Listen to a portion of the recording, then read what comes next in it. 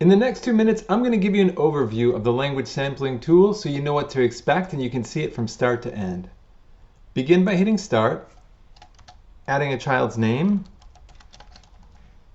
type in the book that you use to tell a language sample, and then hit capture to record or upload a child's story. Before we begin, I just want you to note that this menu here will take you along back and forth throughout the process, and at any point there's instructions on the page telling you what to do. Simply ask a child to tell a story and hit record. You can listen back to the sample and edit. If you already have the story recorded, simply choose the language that the story was told in and upload it.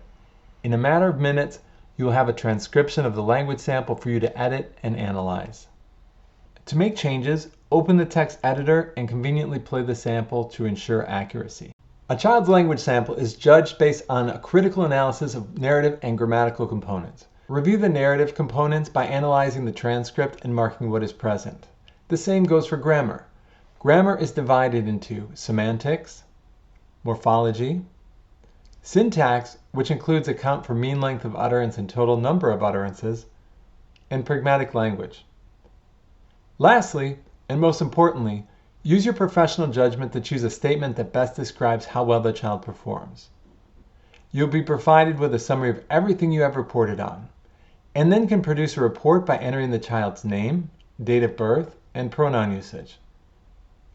The report contains an explanation of what an oral language sample is and why it's important, the story that the child produced, a summary of your observed and unobserved grammatical and narrative components, as well as the statement you provided at the end regarding overall performance. We know that some language samples are not linguistically rich solely because a child lacks experience telling stories.